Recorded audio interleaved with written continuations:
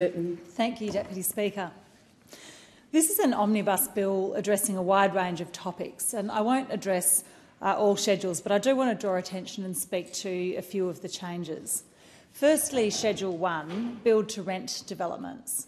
Now, the Australian rental market is in one of its tightest periods of supply that we've ever experienced. The private rental market is already deeply unaffordable, with nearly 70% of renters experiencing rental stress. Addressing our housing crisis will require a lot of different actions being taken by governments of all levels. There's no silver bullet, and incentivising build-to-rent projects will not fix it, but every bit helps. Build-to-rent projects are an important addition to our housing mix. Build-to-rent is as it sounds. A developer builds a multi-unit building and then, rather than selling individual units, the developer retains ownership of the building and the units are rented to tenants. Rents may be set at market rates or, in the case of affordable housing, may be discounted with appropriate government support.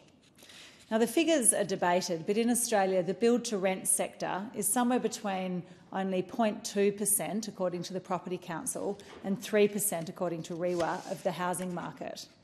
Interestingly, I discovered that Australia's first build-to-rent project was opened in 2019 in my electorate suburb of Subiaco. It's built by an American real estate investment management firm, and since opening their first project, they've gone on to open 2 more apartment buildings, providing 264 1-, 2- and 3-bedroom build-to-rent apartments. Now, these apartments have been at near to 100% capacity since opening, which goes to show we need more. Schedule 1 of this bill will reduce the managed investment trust's withholding tax rate from 30% to 15%, and increase the capital works deduction from 2.5% to 4%. It's using the tax system to create a more attractive investment environment for developers looking at buy-to-rent. And that's going to make it more attractive to investors. Across the board, stakeholders are pretty supportive of this measure. I'm particularly supportive of the requirement for 10% of dwellings in a build-to-rent development to be affordable housing. In 2022, the WA State Government announced a 50% exemption from land tax for up to 20 years for build-to-rent developments. Since then, the WA Government has announced 2 projects that will go ahead, with 3 more projects progressing through a short list of offers. Secondly, I'd like to address Schedule 2, Buy Now, Pay Later. I also support the measures in this schedule which regulates the buy now, pay later industry to provide appropriate and proportionate protections to consumers who enter buy now, pay later contracts as a type of low-cost credit contract. It requires providers of low-cost credit contracts to hold and maintain an Australian credit licence and comply with the relevant licensing requirements and licensee obligations. Buy Now, Pay Later has slipped through the cracks until now, and I'm pleased to see it being regulated appropriately to protect people. Financial regulations are particularly important when they affect people who are vulnerable. The catchphrase for Buy Now, Pay Later is that it's easy and accessible. Unfortunately, this includes being easy and accessible to people who are already in or at risk of financial hardship. Buy Now, Pay Later is not marketed as credit, but with no affordability assessment, it can easily get you into debt. The final review of the Small Amount Credit Contracts Laws Review, which was established to consider and report on the effectiveness of these laws, was published in March 2016. Some of the recommendations have been implemented, and this legislation implements some more, including enhancing consumer protections for buy now, pay later schemes and creating a more robust anti-avoidance provision so that all buy now, pay later schemes are regulated equally. Regulating this market will protect people like Alex and Ash in Perth, who've sought support from financial counsellors through the Financial Wellbeing Collective. Alex and Ash were 19 and 20 when they presented for financial counselling accompanied by their parents. At the initial appointment, a total of 12 buy now, pay later accounts and 4 loans were disclosed, amounting to more than $20,000 between them. All loans were obtained online with no financial assessment or proof of income required. The credit was accrued largely for retail items like clothes and shoes. These young people were employed, earning under $20,000 per year each, supplemented by Centrelink allowances. As their parents considered them financial dependents, they had paid to clear their previous debts. but as this was a recurring issue, they sought help through financial counselling for advocacy and education.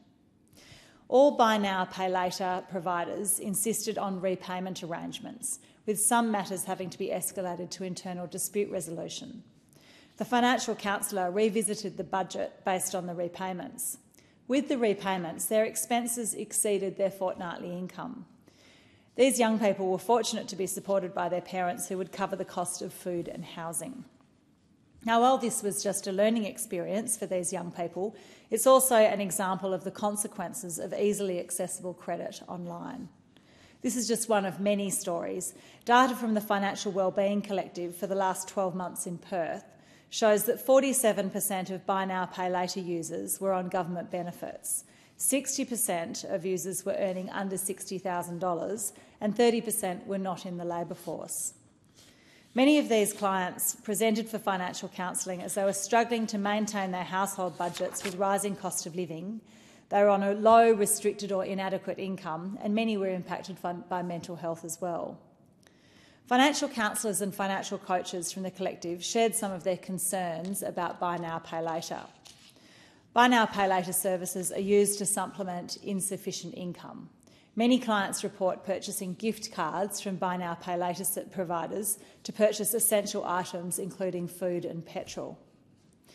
For users on low incomes, a significant percentage of income goes towards meeting buy now, pay later repayment obligations, impacting other financial obligations and leading to higher reliance on emergency relief, as well as contributing to growing utility debt and rent arrears. It's too simple to access buy now, pay later with no safeguards such as income, serviceability and or credit checks by various providers. Financial coaches have observed the behavioural change in mindset as buy now, pay later services have become more popular. This has prompted a potential decline of long-term savings habits as buy now, pay later enables impulsive spending and overcommitment. There's heavy advertising of buy now, pay later in stores and online. Many clients report having multiple accounts and do not view buy now, pay later as credit. Clients are hesitant to seek hardship assistance for buy now, pay later debts and generally prefer to prioritise these instalments and seek hardship for utilities and essentials. Often shrewdly marketed as a budgeting tool, clients view buy now, pay later as a contingency plan and don't want to risk losing access. The tightening of the regulations around accessing buy now, pay later is long overdue, and this bill is definitely a welcome step in the right direction. Thirdly, I have some brief comments to make on Schedule 4, multinational tax transparency. Transparency and disclosure of multinational tax information is essential, both for investment managers in making decisions about the companies in which they invest, but also in contributing to public debate on tax issues. And for this reason, any data provided should also be comparable to disclosures in other significant jurisdictions. And so I support the introduction of new country-by-country reporting measures which align with the international EU directive. Stakeholders have told me they're pleased this schedule in the bill has been updated with amendments made after government consulted with interested parties. This is a good example of effective consultation resulting in a better piece of legislation. Across the board, stakeholders are supportive in principle of this bill, but I note that there are some unresolved issues that could be addressed either through delegated legislation or through ATO guidance. These include CBC disclosure requirements should be consistent with both international and domestic rules. Commercially sensitive information that's released under reporting requirements should be protected. The materiality threshold should include a minimum dollar value and a proportionality test based on an entity's presence in Australia.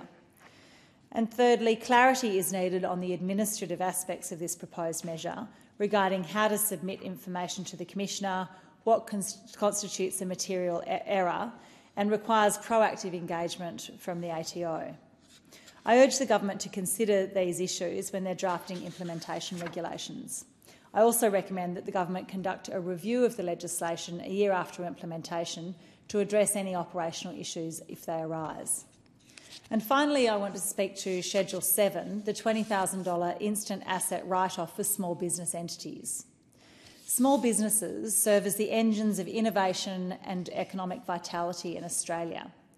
This schedule is a welcome addition additional temporary 12-month extension of the $20,000 instant asset write-off. Like the previous instant asset write-off, small businesses with aggregated annual turnover of less than $10 million will be able to immediately deduct the full cost of eligible assets costing less than $20,000, first used or installed ready for use between 1 July 2024 and 30 June 2025. Australian businesses require consistency and certainty to plan and invest in the future. While the temporary extension is welcome, I urge the government to legislate a permanent increase in the instant asset write-off threshold rather than this band-aid approach of ever-changing temporary threshold increases. Similarly, it should apply to medium-sized businesses as well. Extending this instant asset write-off to business entities with aggregated turnover of between $10 and $50 million, that is, all base rate entities, would incentivise further investment with a practical and reasonable threshold. I'd support an amendment to this effect. I won't comment on the remaining schedules to this bill and commend this bill to the House.